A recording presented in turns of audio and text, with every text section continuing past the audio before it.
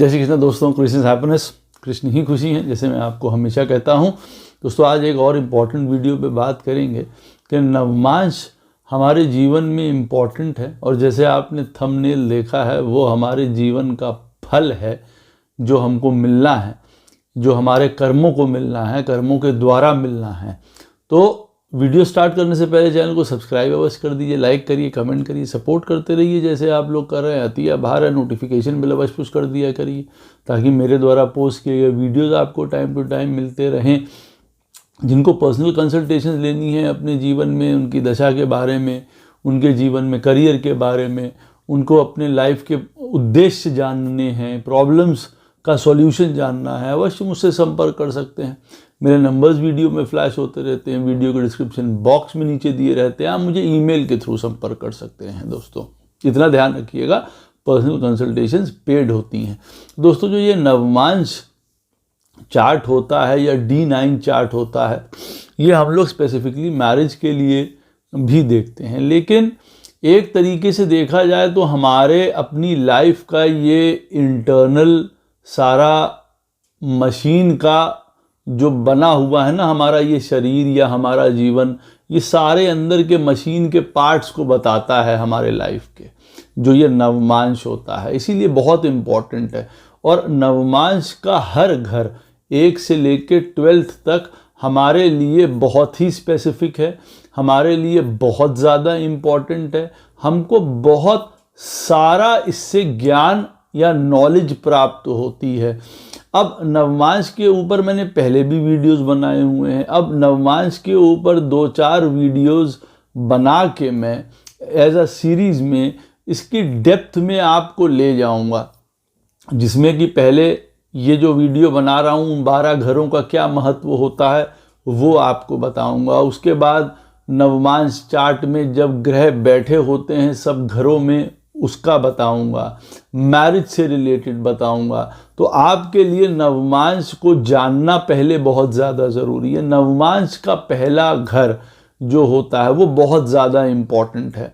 अब देखिए, किसी की भी पत्रिका में मान लीजिए नवमांश का पहला घर बन के आ रहा है कर्क राशि का, उदाहरण के तौर पे नवमांश में फर्स्ट हाउस उनका कर्क राशि का बन के आ रहा है, तो आप तुरंत ये समझ जाइए कि इंटरनल अंदर से ये आदमी इमोशंस, अपने सेंसिटिविटी, अपने भावों, इन सारी चीज़ों में बड़ा प्रधान व्यक्ति है ये। हम लोग अगर ये देखें ना कि भाई ये आदमी कैसा है, तो हम लोग लगन देखते हैं, लगन कुंडली में फिर हम लगन के स्वामी को देखते हैं वो कहाँ बैठा हुआ है, लेकिन इंटरनल उसके क्या चल रहा है व्यक्ति के, हम लोग नवमांश के फर्स्ट हाउस से भी देख सकते हैं। तो हम लोगों ने देखा उदाहरण के तौर पे किसी के चार्ट में फर्स्ट हाउस में जो है कर्क राशि है नवमांश के, तो ऐसे व्यक्ति जीवन में बहुत इमोशंस होता है, बहुत फैमिली ओरिएंटेड होता है, उसको अपने जीवन में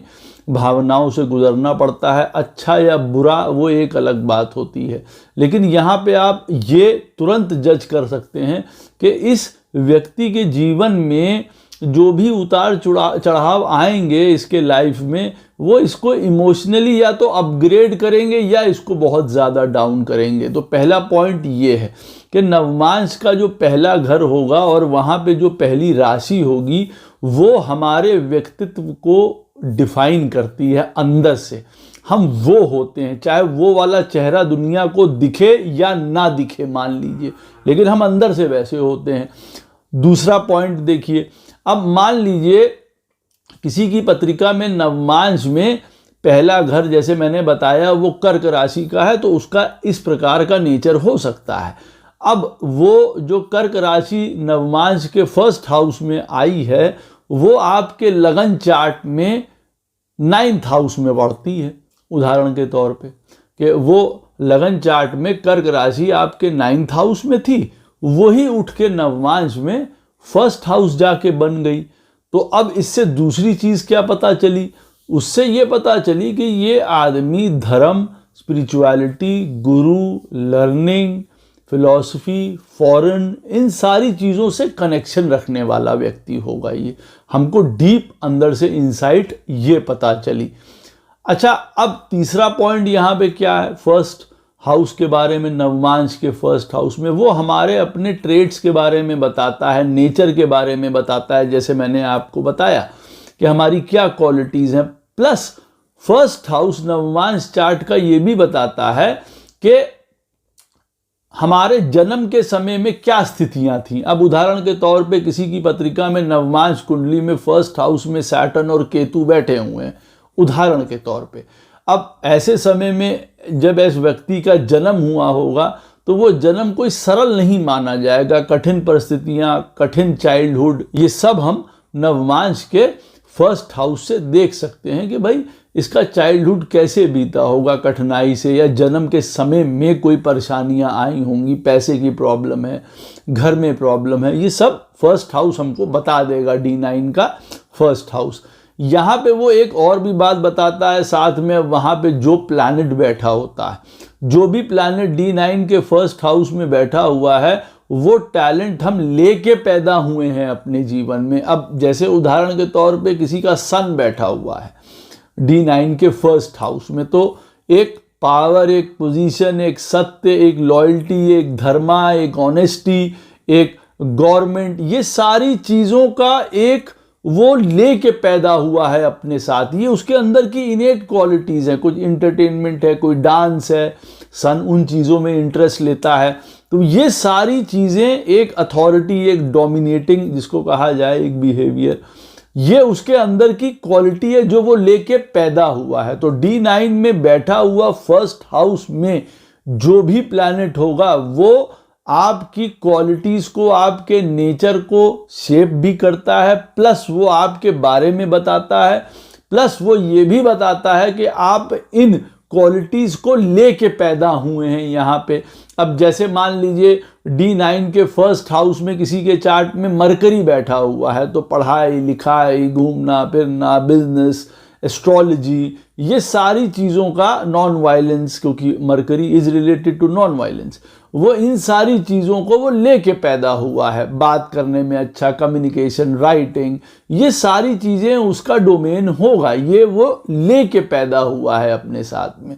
तो D9 में फर्स्ट हाउस आपको रिप्रेजेंट करता है, ये रिप्रेजेंट करता है आपके जन्म के समय की परिस्थितियाँ, ये रिप्रेजेंट करता है आपका नेचर, इनर क्वालिटीज़, ये रिप्रेजेंट करता है आपके इनर टैलेंट्स क्या होंगे, ये रिप्रेजेंट करता है आपका ओवरऑल एटीट्यूड लाइफ के प्रति क्या है। अब जैसे D9 में फर्स्ट हाउस में किसी के राहु बैठा हुआ है उदाहरण के तौर पे, तो ऐसा व्यक्ति अवश्य अपने जीवन में अपने आप को अपग्रेड करके या मटीरियलिस्टिक डिजायर्स को पूरा करने के लिए या मैनिपुलेशन या डिप्लोमेसी, ये वो लेके आएगा, ये उसके अंदर होगा। चीज़ों के बारे में रिसर्च करना, ये सब वो लेके पैदा हुआ है।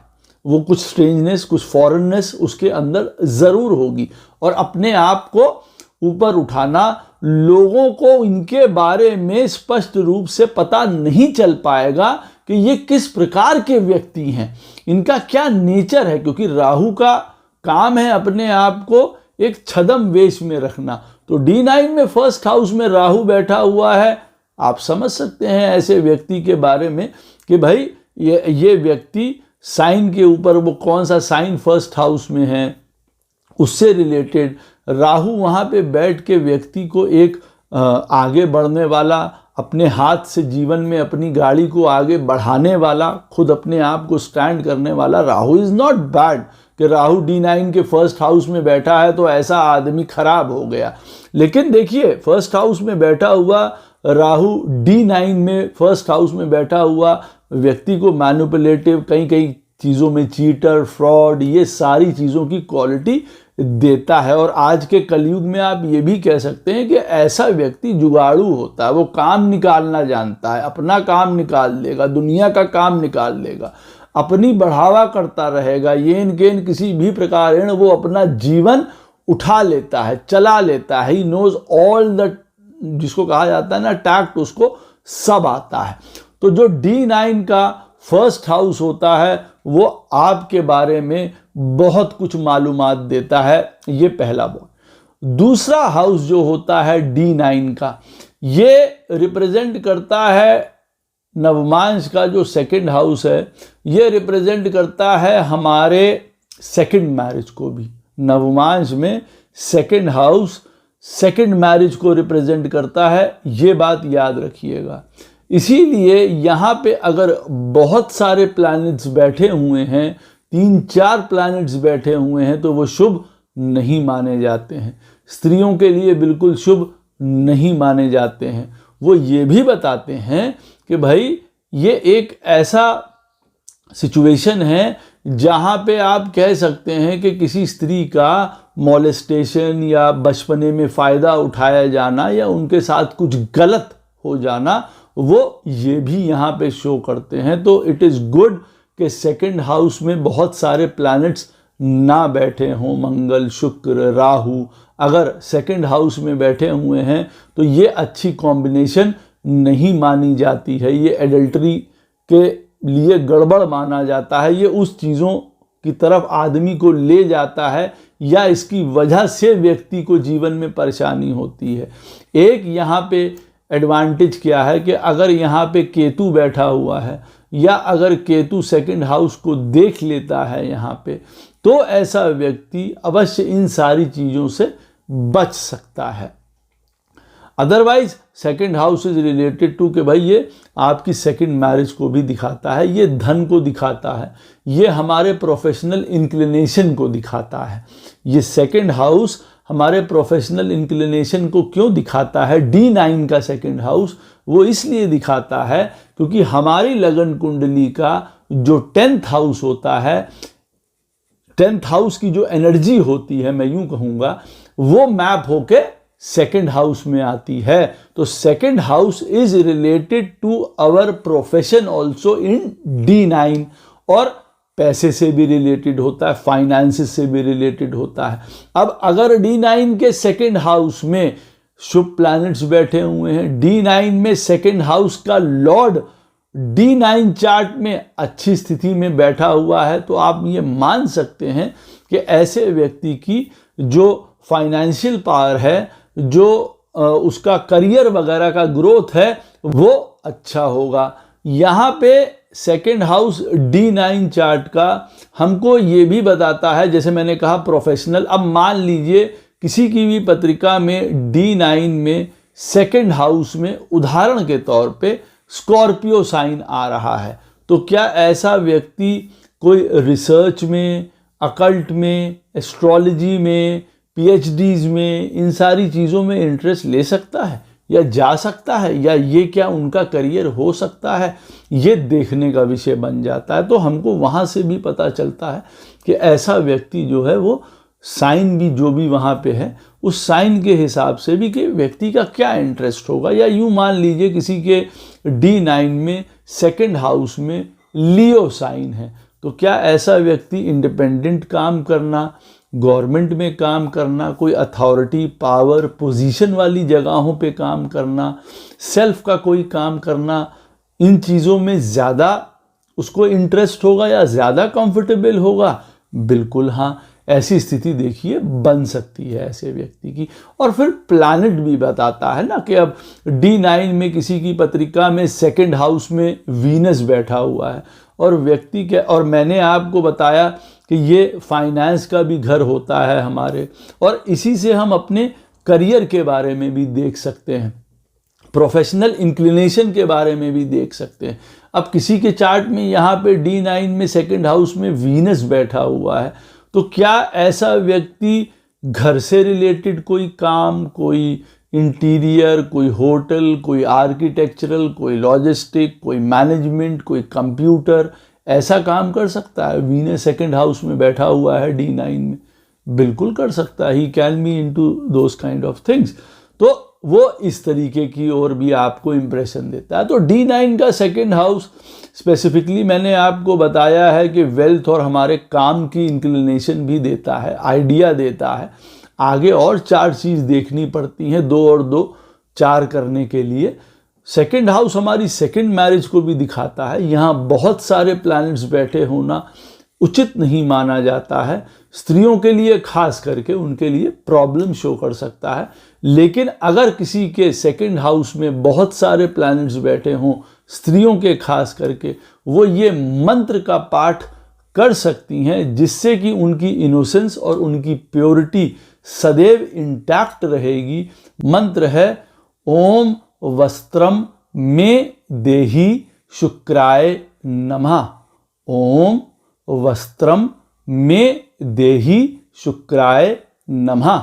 इस मंत्र का पाठ करने से हर प्रकार का कोई एडल्ट्री या गलत चीज़ या मॉलेस्टेशन से बचेंगे। तो ये जो अपने ग्रोइंग गर्ल्स हैं उनको भी पेरेंट्स ये मंत्र दे सकते हैं कि वो सेफ रहें। थर्ड हाउस नवमांश कुंडली का बहुत इंपॉर्टेंट हाउस है।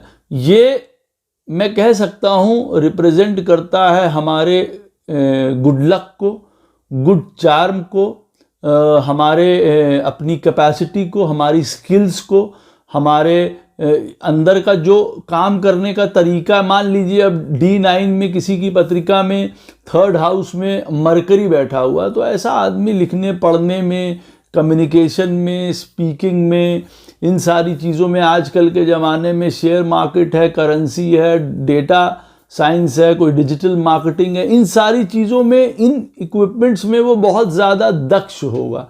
तो तीसरे स्थान रिप्रेजेंट करता है उस चीज़ को कि भाई ये वाला स्किल हम लेके आए हैं, ये इसके बारे में हमें पता है।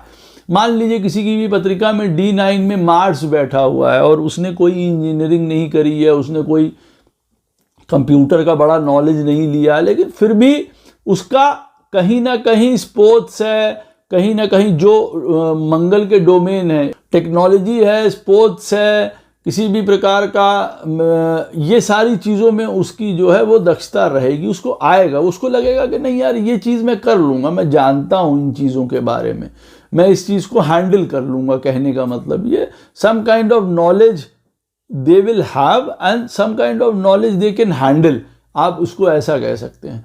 तो तीसरा स्थान बहुत गुड लक का है, हमारे अपनी एफिशिएंसी का है, हमारे अपने इनबॉर्न टैलेंट्स को दिखाने का है, आप ऐसा भी कह सकते हैं।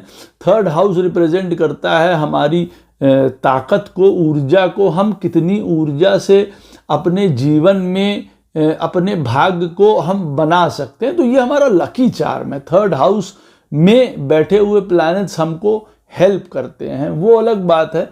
D9 में थर्ड हाउस में बैठे हुए मेलेफिक प्लैनेट्स जो हैं शादी में देर करते हैं, या शादी में जब बात होती है तो वो टूट जाती है, रिश्ते टूट जाते हैं एक के बाद दूसरा तीसरा ऐसे करके। तो देयर इज अ प्रॉब्लम अगर D9 के थर्ड हाउस में मेलेफिक प्लैनेट्स बैठे हुए हैं। बट काम के लिए, हमारे प्रोफेशन के लिए, हमारे ग्रोथ के लिए, हमारे कोऑर्डिनेशन के लिए, हमारी मोटिवेशन के लिए, हमारी सेल्फ एफिशिएंसी के लिए ये घर बहुत बढ़िया होता है। D9 का थर्ड हाउस हमें ताकत प्रदान करता है हर प्रकार की, और यहाँ पे बैठे हुए प्लैनेट के बारे में हमें काफ़ी एक टेंडेंसी नॉलेज होती है। अब जुपिटर भी बैठा होगा D9 में थर्ड हाउस में, तो kind of we will be समझदार होंगे, विजडम होगा, नॉलेज होगी, स्पिरिचुअल इंक्लिनेशन भी होगी। हम चाहे बहुत ज़्यादा उस तरफ नहीं भी होंगे, फिर भी हमारा एक रोल टीचर, गुरु, मेंटर, कंसल्टेंट, ये वाली चीज़ें हमारे पास एक नेचुरल होंगी, क्योंकि वो जुपिटर के ट्रेट हैं और वो आपके D9 के थर्ड हाउस में बैठा हुआ है।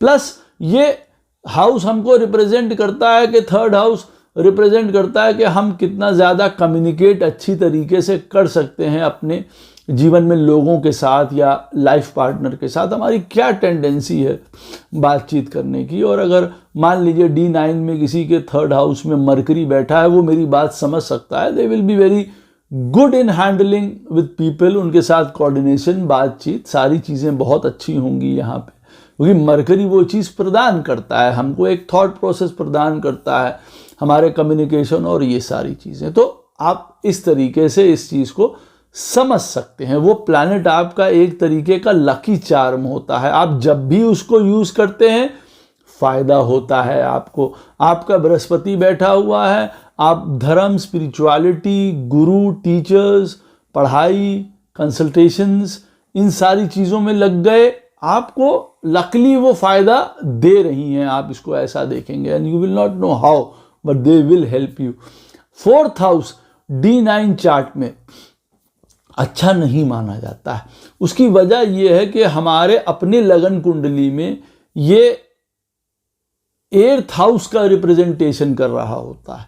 जो हमारी पत्रिका में लगन कुंडली में 8th हाउस का काम होता है ना, आप समझ लीजिए वही सेम काम D9 के 4th हाउस का हो जाता है। तो इसका मतलब क्या है कि यहाँ पे बैठे हुए प्लैनेट्स हमको पीड़ा प्रदान कर सकते हैं। मेलेफिक प्लैनेट्स तो यहाँ टोटली मना है कि केतु बैठा है, राहु बैठा है, शनि बैठा है, मंगल बैठा है, वो आपकी लाइफ यहाँ पे आसान नहीं बनाएंगे। It will be actually very difficult for you. यहाँ पे वो सुख की नींद, शांति जिसको कहा जाए नहीं प्राप्त होती है। मन में बेचैनी, विघ्न, घर की प्रॉब्लम्स, सुख का प्राप्त ना होना, हैप्पीनेस का प्राप्त ना होना, ये बहुत हैवी सफरिंग्स प्रदान करते हैं यहाँ पे बैठे हुए प्लैनेट्स। और अगर मेलेफिक प्लैनेट्स हैं तो वो अपने अपनी तरीके से सफरिंग्स प्रदान कर सकते हैं। मंगल एजिटेशन रख सकता है, सैटर्न आपके जीवन में अकेला कर सकता है जीवन में, केतु आपको इमोशनली या डिटैचमेंट करके दुनिया से बहुत ज़्यादा अलग या पीड़ा प्रदान कर सकता है। और ये फिर ओवरऑल कॉन्सेप्ट में हमारे आ जाता है कि अगर हम देखें कि क्या मैरिज के लिए ऐसा नहीं होगा, मैरिज के लिए भी देखिए ये प्रॉब्लम्स आपको उठानी पड़ सकती हैं। और ओवरऑल लाइफ की भी अगर हम बात करें कि अगर हम देख रहे हैं कि भाई लगन चार्ट में व्यक्ति का 4th हाउस का लॉर्ड बहुत शुभ बैठा हुआ है और D9 में 4th हाउस में शनि मंगल, शनि केतु बैठे हुए हैं, तो ऐसा आदमी जीवन में अंदर से सुखी नहीं रह सकता है। बाहर से चाहे उसके 4 चीज़ें ऐसी हो रही हों, कार उसके पास हो लेकिन वो कार का आनंद ले पा रहा है या नहीं ले पा रहा है, वो ये चीज़ बता रहा है। उसके पास घर है, लगन चार्ट में 4th हाउस का लॉर्ड बहुत अच्छा बैठा है, D9 में 4th हाउस में जो है वो ये सब पापी प्लैनेट्स बैठे हुए हैं, तो यहाँ पे वो उस घर का आनंद ही नहीं ले पा रहा है, घर से बहुत दूर है, इमोशंस कोई समझ नहीं पा रहा है, इमोशंस से कोसों दूर होता चला जा रहा है। ऐसा व्यक्ति कह रहा है भाई हमारे अंदर डिटैचमेंट जाग रहा है, घर परिवार वाले प्रेम नहीं करते हैं, हमको बहुत ज़्यादा आप वो ये कह सकता है कि एक अलगाव महसूस हो रहा है, चीज़ें छूट रही हैं उसके हाथ से।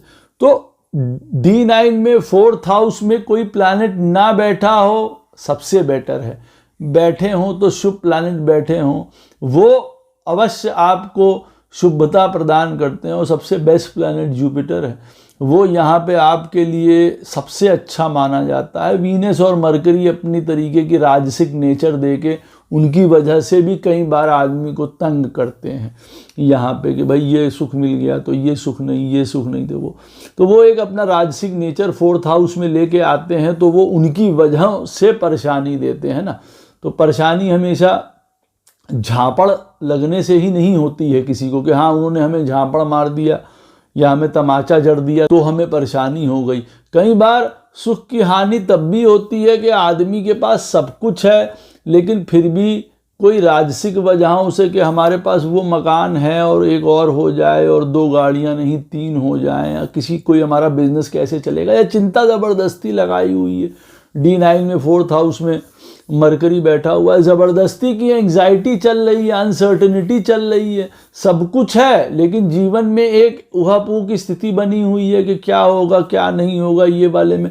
तो ये भी एक तरीके का दुख है ना।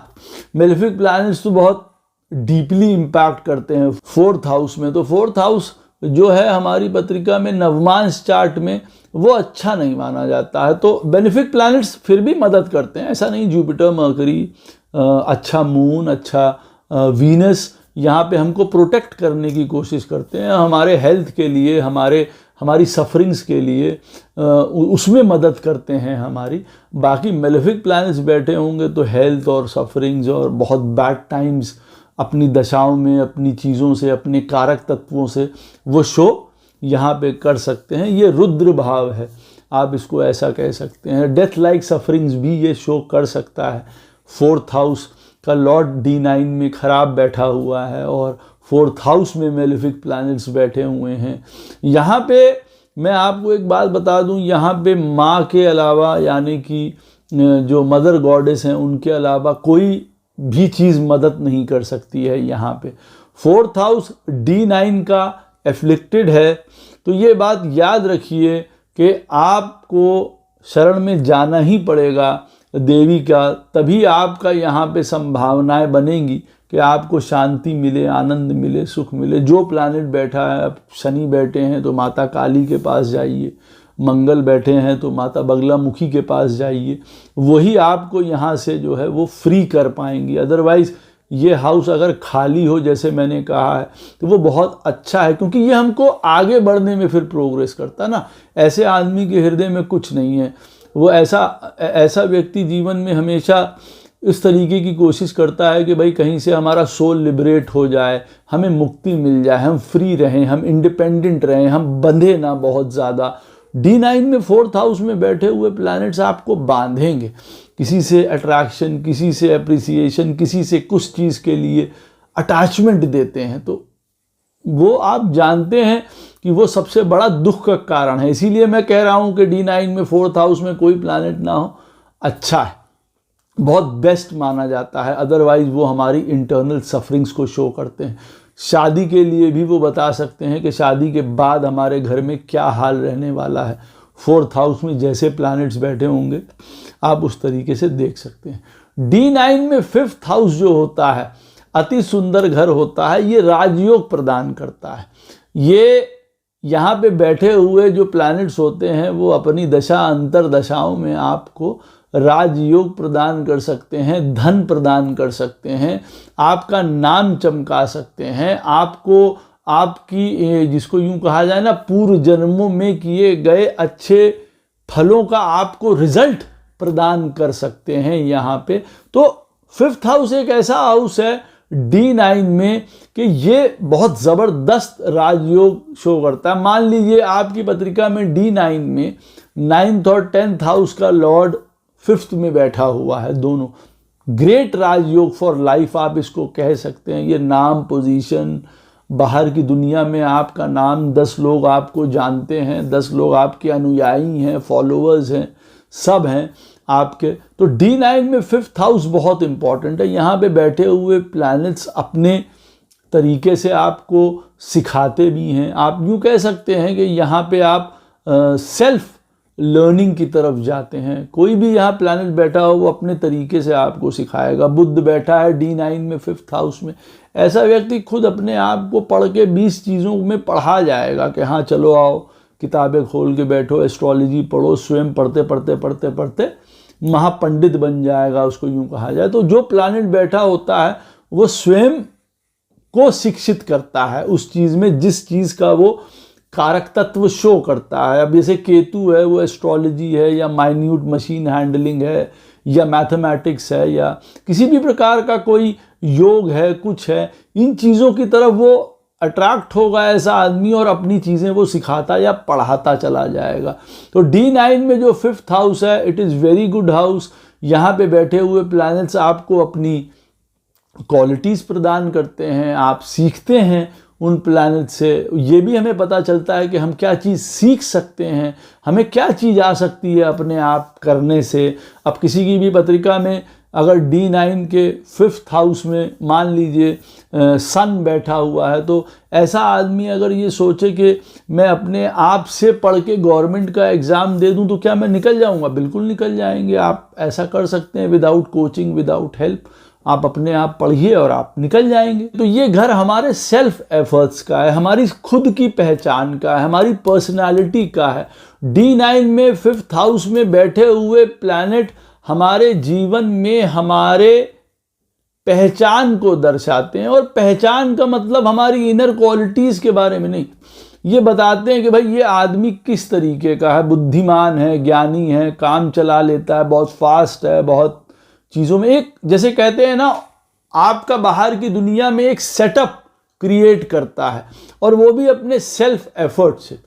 तो हर प्लैनेट यहाँ पे बैठा हुआ आपको सिखाता है एक तरीके से यूं कहा जाए। तो D9 का जो 5th हाउस होता है वो बहुत सुंदर घर होता है, राजयोग प्रदान करता है, लाभ प्रदान करता है। यहाँ बैठे हुए करीब करीब सब प्लैनेट्स यहाँ पे आपको मदद ही करते हैं, आप ये जान लीजिएगा। D9 में जो 6th हाउस होता है वो घर बहुत अच्छा नहीं माना जाता है। वो घर हमारे जीवन में परेशानी या कष्ट या कंपटीशन इन चीज़ों से जुड़ा हुआ होता है, सफरिंग्स दिखाता है। ये दिखाता है कि हमारी शादी का टूट जाना, अनटाइमली डेथ लाइफ पार्टनर की। तो 6th हाउस अच्छा नहीं माना जाता है D9 में, ये अवश्य बात याद रखिएगा। वो ये भी शो करता है एक तरीके से कि घर परिवार में, हमारी अपनी फैमिली में किसी ना किसी तरीके की कष्ट या परेशानी चलती रहेगी। अब वो पैसे से रिलेटेड परेशानी हो सकती है, खान पीन की वजह से जीवन में गड़बड़ी हो सकती है, घर का कोई पुराना हेल्थ इशू चला आ रहा है, सबको डायबिटीज़ हो रही है तो सबको थायराइड हो रहा है, सबको बीपी हो रहा है, वो 6th हाउस ये भी शो कर सकता है। तो D9 में बैठे हुए 6th हाउस में प्लैनेट्स आपको हेल्थ इश्यूज, मैरिज में प्रॉब्लम, मैरिज का टूट जाना, अनटाइमली डेथ लाइफ पार्टनर की।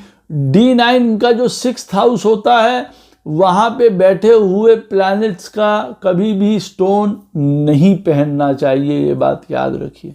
अगर वहाँ पे नहीं कोई प्लैनेट बैठा हुआ है तो जो उसका लॉर्ड है, D9 के 6th हाउस का जो लॉर्ड है, उसका स्टोन भूल कर भी कभी मत पहनिएगा। वो आपके लिए कष्टकारी या मारक सिद्ध हो सकता है। मैरिज में परेशानी दिखाता है और मैरिज में सेटलमेंट नहीं दिखाता, या यूँ कह लीजिए हमको मैरिज के लिए यहाँ पे बहुत काम करने पड़ते हैं। कभी फैमिली का सपोर्ट नहीं है, फैमिली के झगड़ों की वजह से मैरिज टूट रही है, तो ये सारी चीज़ें यहाँ पे आ सकती हैं। तो अब आपको पता चल गया कि D9 में 6th हाउस में ये प्रॉब्लम हमारे आ रही है। अब D9 में 7th हाउस का लॉर्ड उदाहरण के तौर पे 6th हाउस में बैठा हुआ है। अब आपके कान खड़े हो सकते हैं कि नहीं भाई, अब ये एक प्रॉब्लम का विषय हमारे साथ है। अब वो प्लैनेट वहाँ पे कितना प्रॉब्लम दे सकता है, ये दूसरी बात है एनालाइज करने की। D9 में 7th हाउस जो है वो हमारे लाइफ पार्टनर को बताता है। वो ये बताता है कि हमारे जीवन में हमारे लाइफ पार्टनर कैसा होगा, उसका घर परिवार कैसा होगा, पढ़ा लिखा होगा, या यूँ कह लीजिए कि D9 के 7th हाउस को आप लगन बना लीजिए। जो D9 का 7th हाउस होगा हमारे नवमांश का, उसको आप लगन बना लीजिए 7th हाउस को, और वहाँ से अपने लाइफ पार्टनर के बारे में देखिए। अब वहाँ पे D9 में 7th हाउस में आपके जुपिटर बैठा हुआ है, तो आप समझ सकते हैं कि आपका लाइफ पार्टनर कैसा होगा। Great, he will be nice, he will be accommodating, समझदार, ज्ञानी, धर्म, ये सारी चीज़ें उसके अंदर होंगी वहाँ पे। अब वहीं D9 में 7th हाउस में बैठा हुआ राहु अलग चीज़ें बता सकता है, एक चीट, एक फ्रॉड, या दूसरा कोई स्ट्रेंजर, कोई विडोअर, कोई ऐसी जाति में शादी जो हमारे घर के अनुकूल नहीं हो, कोई फॉरेनर। तो कई प्रकार का या व्यक्ति वो हमसे झूठ बोलता हो, चीट करने वाला वो व्यक्ति हो। दो they can be life partners can be good, वो बहुत इनकरेजिंग हो सकते हैं, मॉडर्न हो सकते हैं, जीवन को आगे बढ़ाने वाले हो सकते हैं, सपोर्टिव हो सकते हैं, हर प्रकार। इन चीज़ों में मना नहीं कर रहा हूँ, लेकिन और भी क्वालिटीज़ राहु फिर लाइफ पार्टनर के बारे में साथ में लेके आएगा कि भाई हमारा लाइफ पार्टनर ऐसा हो सकता है। तो D9 में 7th हाउस रिप्रेजेंट करता है हमारे लाइफ पार्टनर को। एक बात मैं आपको यहाँ पे बहुत इंपॉर्टेंट बता दूं, अगर आपको ये लगता है कि हमारे लगन का 7th हाउस शादी को रिप्रेजेंट करता है या हमारे लाइफ पार्टनर को रिप्रेजेंट करता है, तो वो भूल जाए, वो गलत है, वो बिल्कुल नहीं करता। लगन में 7th हाउस में बैठा हुआ प्लैनेट रिप्रेजेंट करता है आपका एटीट्यूड शादी को लेके। आपका एटीट्यूड क्या है? मान लीजिए किसी की पत्रिका में लगन में 7th हाउस में बैठा हुआ है राहु, लगन कुंडली में, उनका एटीट्यूड शादी के लिए बिल्कुल बेकार होगा, नेगेटिव होगा, करना नहीं चाहेंगे, खुद चीटर होंगे, खुद ये है, दसियों चीज़ें होंगी।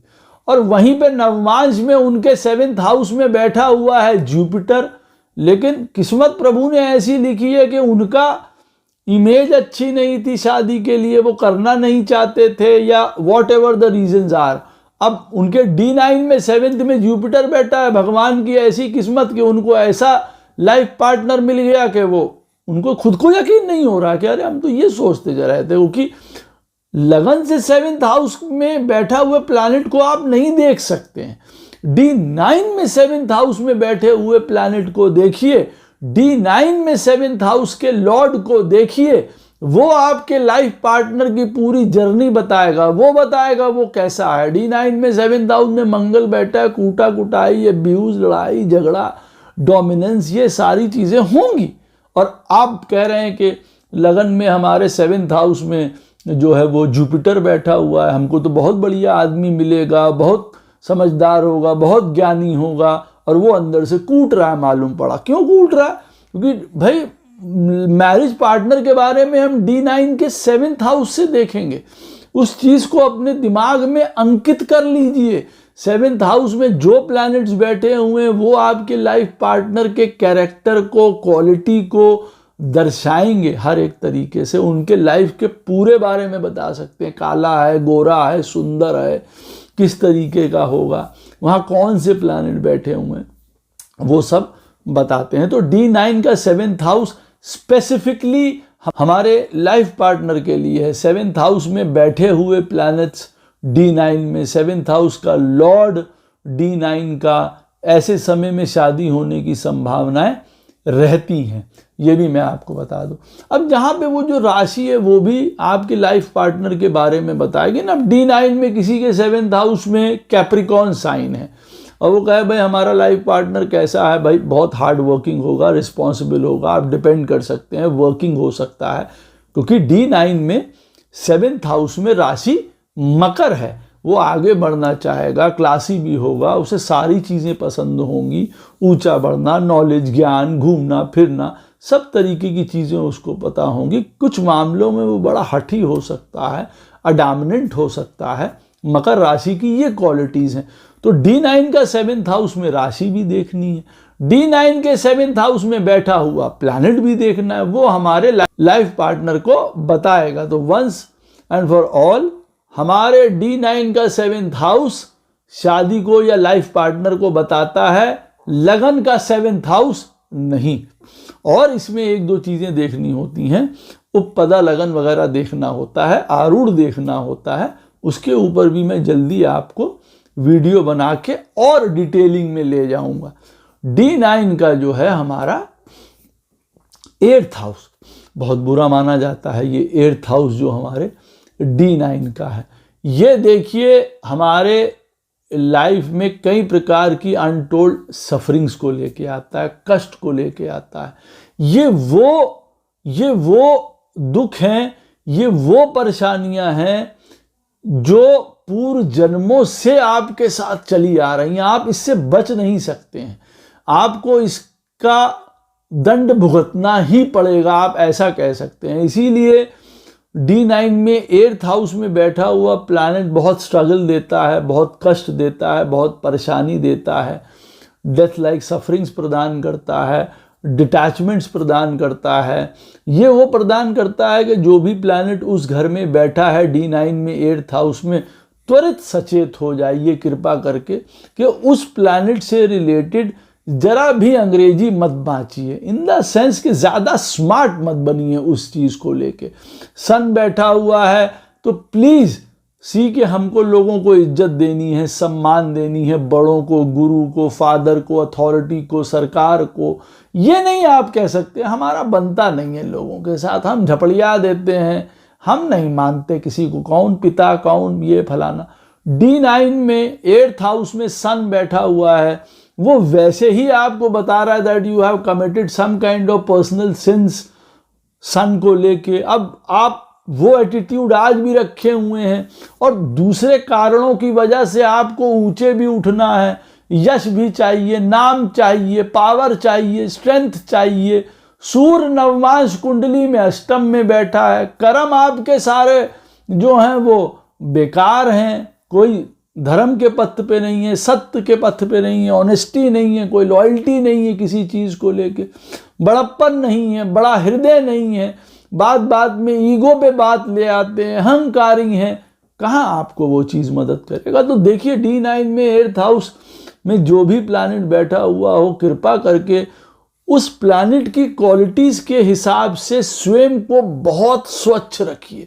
शुक्र है, समझ जाइए कि भाई देखिए रिलेशन, लव, रोमांस, ये सारी चीज़ों के लिए हमको बड़ा स्पष्ट, बड़ा शुद्ध, बड़ा सात्विक, बड़ा डिवाइननेस लेके हमको आगे चलना पड़ेगा, नहीं तो ये प्लैनेट हमारे जीवन में सत्यानाशी ला सकता है। और अगर हम वैसे हैं तो ये प्लैनेट हमको तंग नहीं करेगा, अदरवाइज काफ़ी हैवॉक क्रिएट कर सकता है ये हमारे लाइफ में। और फिर जो और चीज़ों से रिलेटेड होता है, कंफर्ट से, लग्जरी से, वीनस है ना, कंफर्ट, लग्जरी, भोग, वो हमको मार सकते हैं। अब D9 में 8th हाउस में वीनस बैठा हुआ है किसी के, और वो कह रहा है भाई हम तो करोड़पति हैं, हमें पैसा बहुत, हमें कोई प्रॉब्लम ही नहीं है, खा पी रहे हो, ये है, 35 साल की उम्र हुई नहीं, 100 बीमारियां हो गई। D9 में 8th हाउस में बैठा हुआ वीनस मुस्कुरा रहा है कि भैया देखो हम तो बैठे ही हुए थे यहाँ पे, तो हमारा एक काम ये भी है कि खाना पीना दे के मार दो, तो अब पछता रहे हो यहाँ पे बैठ के। तो जो प्लैनेट बैठा हो सिंसियरली उसके बारे में बहुत ही ज़्यादा आपको डिसिप्लिन होना पड़ेगा, नहीं तो वो प्लैनेट आपको दुर्दिन दिखा सकता है। मैरिज में परेशानी, मैरिज में कष्ट, आपके अपने सिंस, पास्ट लाइफ सिंस आपको चुकाने पड़ेंगे।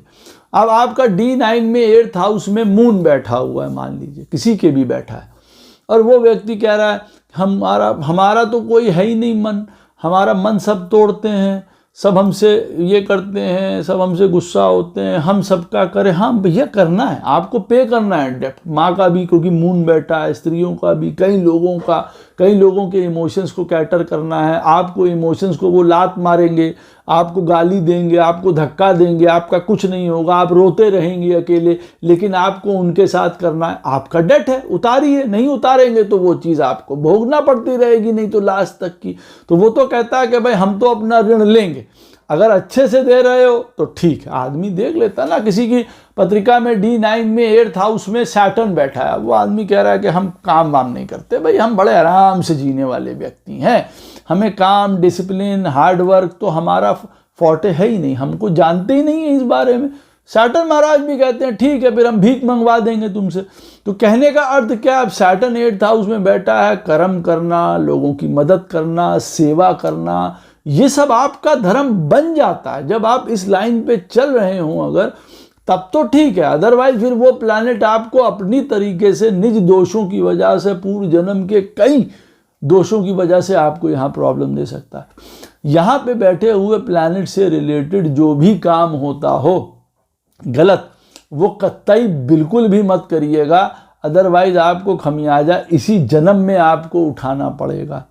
दूसरी बात, इस यहाँ पे 8th हाउस में जो भी प्लैनेट्स बैठे होंगे आपको उनसे शरण कोई नहीं दे सकता है गायत्री के अलावा। उससे आप दीक्षित होइए, शुद्ध होइए, किसी भी प्रकार का कोई ये मदिरा, मांस और इन सारी चीज़ों को तो खैर भूल जाइए, जीवन में भूल जाइए, और उसके बाद फिर अपने आप को गायत्री से ऊपर उठाइए, क्योंकि उनके अलावा यहाँ पे कोई बचा नहीं सकता है। जहाँ से शुरू हुआ है सब कुछ, और वो ही यहाँ पे आपको सोलेस प्रदान कर सकती हैं। अब D9 में 8th हाउस में बैठे हुए बहुत सारे planets, you can understand life आपको क्या कर सकती है या कहाँ ले जा सकती है। D9 में 9th हाउस बहुत सुंदर घर है आपके लिए, ये लकी घर है, आपके आशीर्वादों का घर है, ब्लेसिंग्स का घर है, या गुरु का घर है, यहाँ पे गुरु से ब्लेसिंग मिलती हैं। यहाँ पे शुभ प्लैनेट बैठे हों आपके लिए प्रोटेक्शन का काम करते हैं, आपको बचा के रखेंगे, बाल बांका नहीं हो पाएगा। बृहस्पति बैठे हैं, वीनस बैठे हैं D9 में, आपको वो बचा के रखेंगे। इस प्लैनेट के साथ आपने पूर्व जन्म में बड़ा अच्छा कर्म किया था, या इन लोगों के साथ आपने बहुत अच्छा कर्म किया था। अब कोई ये ना कहे हमारे D9 में 9th हाउस में शुक्र बैठा हुआ है और हमारी शादी टूट गई। शुक्र सिर्फ शादी के लिए नहीं जाने जाते हैं, वो हज़ारों चीज़ों के लिए जाने जाते हैं ना। कई रिलेशनशिप्स शुक्र के अंडर आती हैं, यूँ आप कह सकते हैं। शुक्र के अंदर खाना पीना, कपड़ा, घर, दुकान, मकान सब आता है। फिर तो या तो आप सब कहिए कि हमको सब नहीं मिला, हमारे पास ना बचपने में घर था, ना हमारे पास पढ़ाई थी, ना हमने कोई कपड़े पहने हैं, ना हमारे पास कोई, स्त्रियां ये ना कहें हमारे पास कोई मेकअप है, हमारे पास कोई कुछ है, कुछ नहीं है फिर हमारे पास। नहीं, ऐसा नहीं। There are certain other elements जो शो करते हैं कि भाई शादी अगर टूटी तो क्यों टूटी। और D9 में 9th हाउस में बैठा हुआ शुक्र आपको हो सकता है नॉलेज प्रदान कर रहा हो सकता है आपको अपने जीवन में वो ये कह रहा हो कि टिल दैट टाइम में भी, अब आपकी शादी पहले हो गई और शुक्र की दशा बाद में आ रही, तो वो कह रहा है कि आप मेरी दशा तक रुकते, उसके बाद मैं आपकी शादी भी चला देता, क्योंकि मैं आपके लिए प्रोटेक्शन लेके आ रहा था, मैं आपके लिए ज्ञान लेके आ रहा था, मैं आपके लिए नॉलेज लेके आ रहा था, मैं आपके लिए गुरु की एडवाइस लेके आ रहा था, मैं आपके लिए राइट चॉइस लेके आ रहा था। या तो मेरे समय तक रुक जाते। तो कई लोग देखेंगे कि उनकी पत्रिका में D9 में जो प्लैनेट बैठे हुए हैं उनकी कई बार दशाओं से पहले हम विवाह कर लेते हैं और वो टूट जाते हैं। और कई बार फिर आदमी कहता नहीं, वीनस शादी के लिए देखा जाता है और वीनस तो हमारा D9 में बहुत सुंदर जगह बैठा हुआ था। ये आपको संतान प्रॉमिस करता है। D9 में 9th हाउस में बैठे हुए शुभ प्लैनेट आपको संतान जो हैं वो प्राप्त करवाते हैं, ब्लेसिंग्स होती हैं, नॉलेज ज्ञान आपको प्राप्त होता है। आप किसी गुरु के माध्यम से कोई भी नॉलेज में दक्ष हो सकते हैं। यहाँ पे मंगल बैठा हुआ है, केतु बैठा हुआ है, किसी भी प्रकार की टेक्नोलॉजी, कंप्यूटर, कंस्ट्रक्शन, जो मार्स के डोमेन है, कोई स्पोर्ट्स है, योगा है, मंगल के लिए ज्योतिष भी होता है, वेदांग, आप गुरु के माध्यम से वो सीख सकते हैं। वो ये कहता है कि आपको एक गुरु मिलेंगे, गुरु आपको आगे बढ़ा देंगे। या यहाँ पे सिर्फ नॉलेज की बात नहीं हो सकती है, हो सकता है गुरु आपको आपके जीवन जीने का तरीका बता दे ना, कि हाँ भैया देखो इस तरीके से अपने जीवन को जीने की आपको आवश्यकता है। तो D9 में 9th हाउस में बैठे हुए प्लैनेट्स आपको ये भी इशारा करते हैं कि आपके अंदर क्या कमी है। और गुरु आपको अगर प्राप्त होते हैं, कोई एडवाइज़र, कोई मेंटर, कोई टीचर, कोई गुरु, कोई कंसल्टेंट, वो आपको अच्छे रास्ते की तरफ लगा सकते हैं। मेलेफिक प्लैनेट्स यहाँ पे बैठे हुए आपके प्रेम में, आपकी संतान पक्ष से, आपके लिए जिसको कहा जाता है पोजीशन के लिए, पावर के लिए अच्छे नहीं माने जाते हैं, भाग्य के लिए अच्छे नहीं माने जाते हैं।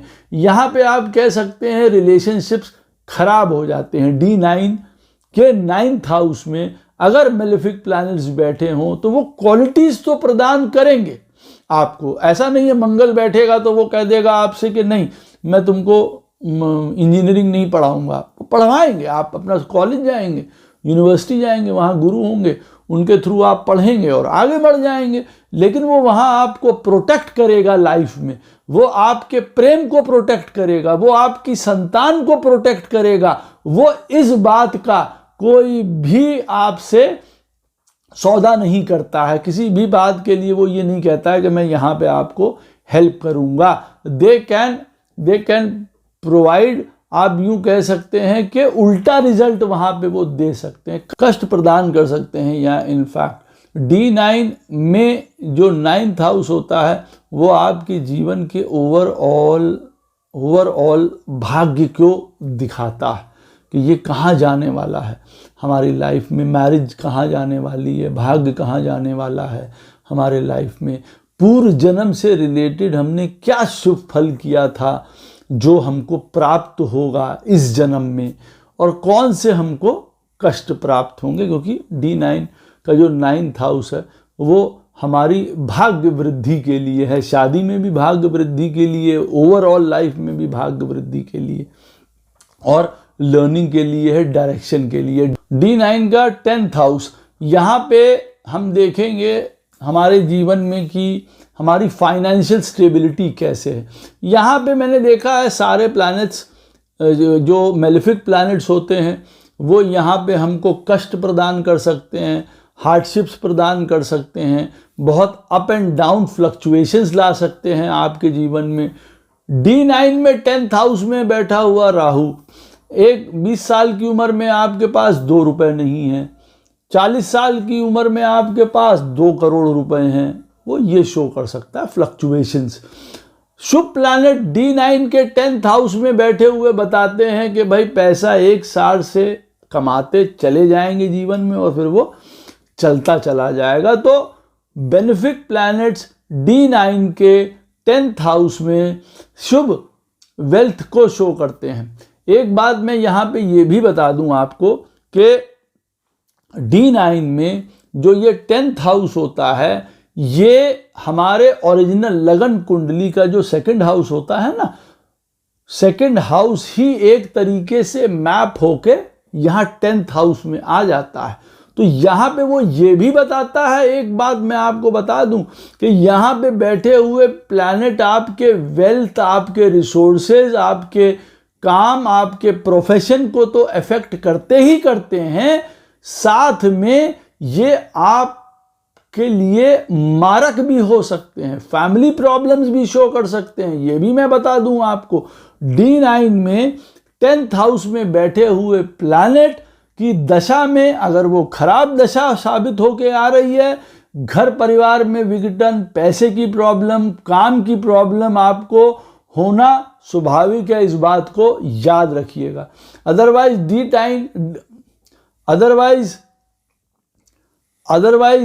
D9 का 10th हाउस हमारे जीवन में करियर के स्ट्रेंथ को बहुत अच्छा बताता है, हमारे नाम को बताता है, हमारे परिवार की वृद्धि को बताता है, हमारे रिसोर्सेज की वृद्धि को बताता है, हमारे लाइफ में वेल्थ को बताता है, फ्री फ्लोइंग वेल्थ को बताता है यहाँ पे। और दूसरी तरफ से मैंने आपको बताया D9 का 11th हाउस, ये बहुत शुभ घर होता है। D9 का 11th हाउस आप इसको यूँ मान सकते हैं कि इस घर से आपको अपनी जीवन में अपने लाइफ पार्टनर के साथ सुख आनंद प्राप्त होता है। D9 में 11th हाउस का लॉर्ड 11th में बैठा हुआ है, आपको हर प्रकार के लाभ जीवन में वो प्राप्त कराएगा, बिजनेस से, लाइफ पार्टनर से, मैरिज से, फॉरेन से, कई डिज़ायर्स आपकी पूरी होंगी। यहाँ पे बैठे हुए प्लैनेट्स सब ज़्यादातर एक प्रॉफिट्स प्रदान करते हैं। बेनिफिक प्लैनेट्स शुभ तरीके से आपको प्रॉफिट्स प्रदान करेंगे। यहाँ पे मेलेफिक प्लैनेट्स यहाँ पे छीन के कोई काम करना हो लेकिन फिर भी यहाँ पे प्रॉफिट्स प्रदान करते हैं। लेकिन ये एक तलवार की धार की तरह है D9 का 11th हाउस, ये मैं बता दूं आपको। ये आपको भोग भी प्रदान कर सकता है और दूसरी तरफ ये आपके लिए जीवन नष्ट भी कर सकता है, क्योंकि भावाद भवम के कॉन्सेप्ट पे D9 में देखेंगे जो ये 11th हाउस है, जो 6th का 6th है, क्योंकि D9 में भी अगर हम लोग देखेंगे तो यहाँ पे भी वो सारी क्वालिटीज़ होती हैं कि यूँ कहें कि आदमी के D9 में 11th हाउस में कोई प्लैनेट बैठा हुआ है और अगर वो प्लैनेट आपके चार्ट में आपको और कई कारणों से कष्ट देने वाला है तो वो आपकी दुनिया हिला सकता है, इस बात को ध्यान रखिएगा। तो ये वाला प्लैनेट आपको प्लेंटी, पैसा, धन, वैभव, घूमना फिरना, फॉरेन सब कुछ प्रदान कर सकता है, हर आपकी इच्छा पूरी कर सकता है, पूर्ण कर सकता है। विवाह को लेके आपको जैसा वर चाहिए, जैसी वधू चाहिए, वैसी चीज़ें आपको प्राप्त करवा सकता है। और उसके उल्टे आप देख सकते हैं कि ये घर आपको बता सकता है कि जो चीज़ आपने मांगी या चाही लाइफ में वो आपको प्राप्त नहीं हुई, या जो हमने मांगी, बहुत मांग के ली, वही हमारे लिए कष्ट का ऐसा कारण बन गई कि अब ना निगला जा रहा है और ना उगला जा रहा है। D9 का जो 11th हाउस है वो हमको कई बार भ्रम में भी रख सकता है, इल्यूजन्स में भी रख सकता है कि ये फलाना आदमी अच्छा है, ये खराब है, तो हम उसी में लुट खराब हो जाते हैं। पता चला हम लुट गए, किसी के ऊपर विश्वास करते हैं, हमें पता ही नहीं उसके बारे में। यहाँ पे प्लैनेट बैठा हुआ, वो सोच रहे हैं अरे हमारे चाचा जी तो बहुत बढ़िया आदमी थे, बढ़िया थे, मालूम पड़ा चाचा जी सब समेट के ले गए। तो हम किसी भ्रम में रहते हैं। D9 का 11th हाउस इल्यूजन और माया से जुड़ा हुआ है, यहाँ पे बैठा हुआ प्लैनेट। सत्य मत मानिए उसको, वो कई बार अगर आपके पत्रिका में वो बुरा करने पे आएगा तो वो अपने तरीके से आपके साथ बुरा करके चला जाएगा। इस बात को याद रखिएगा। हैवी पनिशमेंट भी वो यहाँ पे शो कर सकता है। अदरवाइज हर प्रकार का लाभ शुभता यहाँ प्रदान करता है। एक बात मैं और बता दूं, 11th हाउस में D9 में बैठे हुए प्लैनेट से रिलेटेड जो भी गिफ्ट आप देते हैं अपने लव्ड वंस को, उनसे आपके और उनके बीच में प्रेम संबंध रिलेशनशिप्स बढ़ेंगे। 11th हाउस में अगर राहु बैठा हुआ है और आजकल के ज़माने में मोबाइल गैजेट और ये सब अगर आप लोगों को गिफ्ट कर रहे हैं, अपने बहन भाई पिता माता चाचा को, सब खुश रहने वाले हैं या सब खुश हो जाएंगे, रिलेशनशिप्स अच्छे हो जाएंगे। तो ये टिप है। 11th हाउस में बैठे हुए प्लैनेट के बाद D9 के 11th हाउस में बैठे हुए प्लैनेट के अनुसार गिफ्ट करिए। D9 का 12th हाउस, ये हाउस का काम समाधि का है, तपस्या का है, डिटैचमेंट का है, योगी का है। ये आदमी को विरक्त कर सकता है, ये आदमी को पृथक कर सकता है। ये घर, ये मृत्यु शो कर सकता है, ये मुक्ति को शो करता है। D9 का 12th हाउस। ये नहीं मैं कह रहा हूं कि D9 में 12th हाउस में प्लैनेट बैठा हुआ है, उसकी दशा आई, आपकी मुक्ति हो गई या आप मर गए। नहीं, कोई पार्ट आपके जीवन का चला जाएगा। D9 में 12th हाउस में शुक्र बैठा हुआ, अभी अच्छा नहीं माना जाता है। देखिए वहां पे आपको पता चलेगा घर है, मकान है, दुकान है, संतान है, सब कुछ है, लेकिन पता नहीं क्यों वो लगाव, वो अटैचमेंट, वो प्रेम, वो सिंसियरिटी, वो डिवाइननेस नहीं है। आदमी खोखला है अंदर से।